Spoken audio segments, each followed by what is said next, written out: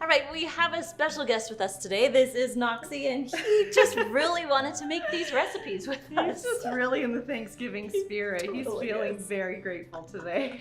All right, today we are making Grandma's Thanksgiving dressing recipe. We grew up with this recipe. I have an 8x8 inch pan here, and I'm just gonna spray it with non-stick cooking spray. Look at you one-handed. I know. I'm doing great. Not only are these make ahead dinners, the side dishes, these are make with the kid in your hand. Yes. Side dishes. There is stovetop stuffing, but to make grandma's stuffing, I like to use this. And then Okay. to this mixture, we're gonna add 1 cup of chopped apples. Nice. And any apple will work for this recipe. We've used Granny Smith. I think these are Gala apples. Yeah. Really, How many apples did you use here? I used 2. 2 apples. Okay. So, and I just Perfect. cut them up into little bite-sized pieces. And then we're also gonna add some fresh mushrooms. Nice. Nice. And then 3 stalks of celery.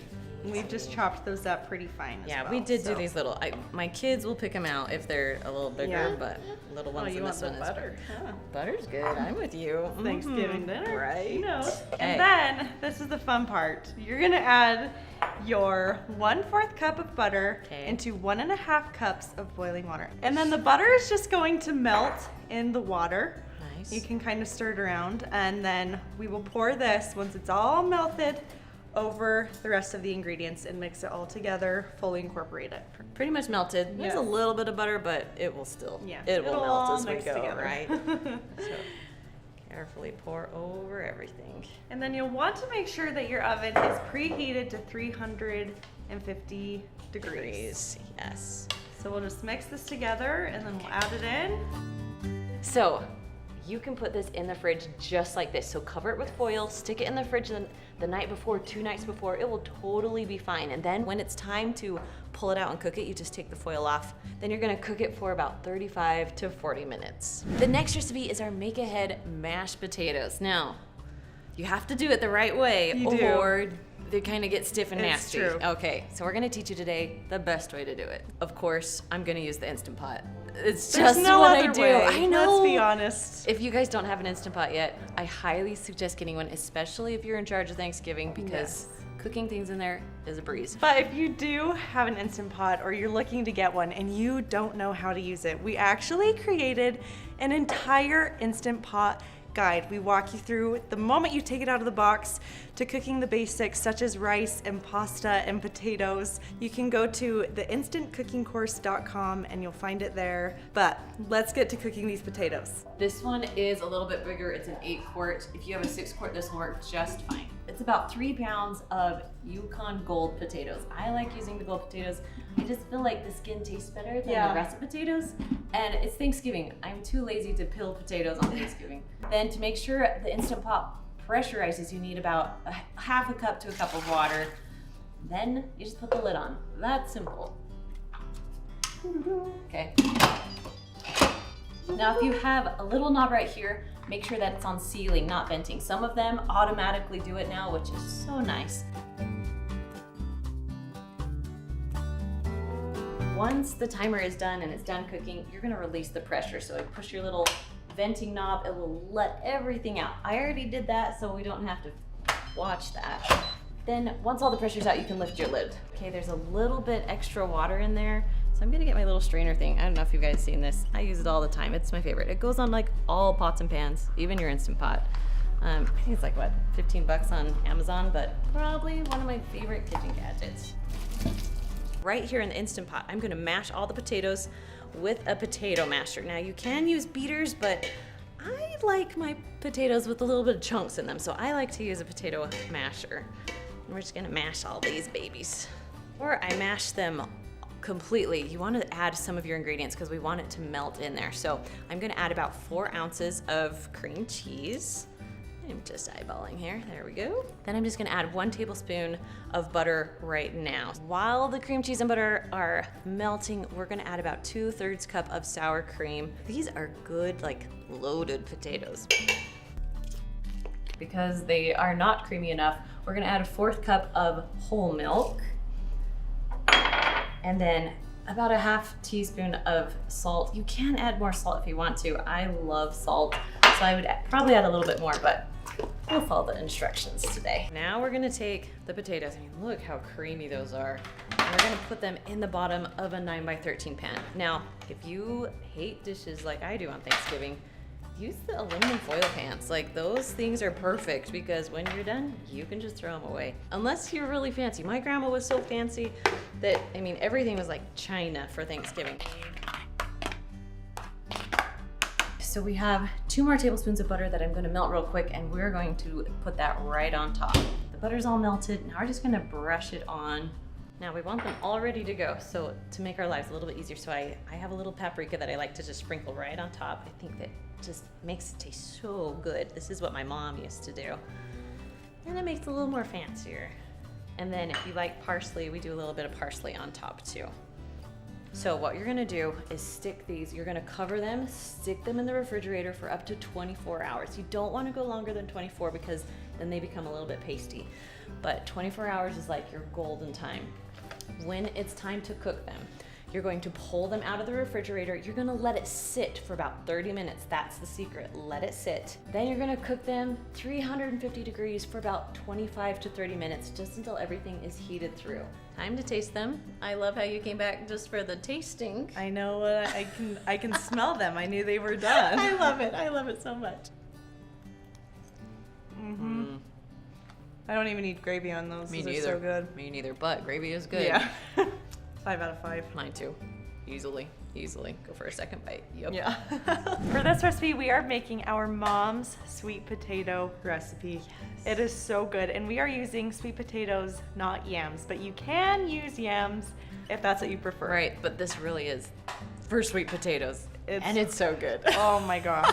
So we have 4 pounds of sweet potatoes. Yes. So we actually boiled these earlier, yes, just to make life a little bit easier. But then you just want to peel all the skin off. You don't want the skin on the sweet potatoes. We're actually gonna slice them into like 1-inch pieces. Yeah. There we go. This like reminds me of my childhood, sitting there on like Thanksgiving morning or the night before watching my mom Seriously. cut these into like little fingers. Right. Now our favorite place was the kitchen counter. We actually have a new podcast called The Kitchen Counter, and we don't really talk a ton about food on there, but we talk about a lot of fun things. Yeah. So if you want to listen, we'll put a link down below for you so you can find that. But it's just a fun thing we like to do. Now we have like a 9x13 pan. Yes. We have our nonstick cooking spray. And then, add in our taters. yes, so we're gonna just add, I think it's half of them, Yeah. right? So layer, a full layer down. Sweet potatoes are on the bottom. Now we're gonna take, there's 3 tablespoons of butter here. We're just gonna take half of it and then cut up the other half. Spread them out the best that you can on top of the sweet potatoes. Now, every sweet potato is not going to have a piece of butter, but that's okay. Yeah, you can eat one of those. You want this? It's not an apple, but it's just as good. Ooh, yeah. Yeah. Then we have a half cup of Karo syrup. So we're just gonna do half of it on top of these and just like a nice drizzle. And we have a half cup of brown sugar. Ooh, that feels like more than half a cup. That's okay. We're gonna do like, May have snuck in a little right? more. So the real half cup on one layer, and then we'll do a half cup on another. That sounds You delicious. can't go wrong with this. You can't. really can't. The more butter, the more sugar, the better. I agree. All right, Kendra had to step away. Knox needed some food, more food. So sweet potatoes are done. Now, this is how you do the make ahead. You're going to just cover this with foil right now, stick it in your fridge. Don't cook it yet, because if you cook it, it's gonna be too soggy. So we're gonna pretend we put it in the fridge, we pull it back out. I'm actually gonna cook this because I want to show you the finish because it's so good. And I might wanna taste it too. We're gonna cook this at 350 degrees for about 30 minutes. For the best part of the whole recipe, we have, oh yeah, what do we have, Knox? Some mini mallows, huh? So we're just gonna sprinkle these on top. I think Mom always used pretty much the whole bag. Because they kind of like almost disintegrate Yeah. when you cook them. Like they puff up and then they, Shrink down a little. so you need a lot of You them. need a lot. So we will put this back in the oven for about 4 to 5 minutes. Let the marshmallows become golden beauties, and then we're gonna taste test. before we sample, I'm gonna take this recipe next level. You ready for it? I am ready for it. Never been done before. Sweet cinnamon churro on top. All right. Okay. Now we sample. Mm-hmm. 5 out of 5. The last recipe is our classic green bean casserole. First, we're gonna have 2 cans of cut green beans. And I know Yes. it's cut, but I actually love the Me cut too. green beans in the casserole. You wanna pour that one in? Yes. And then we're gonna add in a 4th cup of milk. Okay. And then cream of mushroom.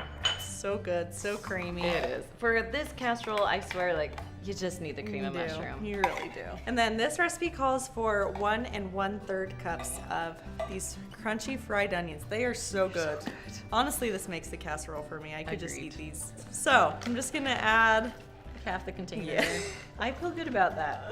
That's the nice thing about this recipe. Like, eyeballing is okay. Yeah. Add some pepper. All right, we're gonna dump this in Okay. here. I believe, did it call for like a 9x9 pan? But Yes. we're gonna use a 9x13 just to make our lives a little Yeah. easier. So if you are making this recipe ahead of time, cover this with foil, put it in your fridge until you're ready to bake. So you're first going to cook this at 350 degrees for about 30 minutes. And then you're gonna take it out of the oven, Nice. sprinkle on more of this goodness, the fried onions. Then you're gonna put it back in the oven, same temperature, 350, for about 5 to 7 more minutes just to crisp it up. Green beans, done. So good. Get those onions in there. Mmm. You don't even need the turkey at this point. Exactly. I'm just there for the sides. Yeah. Out of all these, which one is your favorite? What would you pick? Based on the amount missing and how much I've eaten, sweet potatoes. What about you? I am the same. Mine is by far sweet potatoes is the winner. If you loved these Thanksgiving side dishes and you need more ideas, we have 10 more for you. You can find them right here.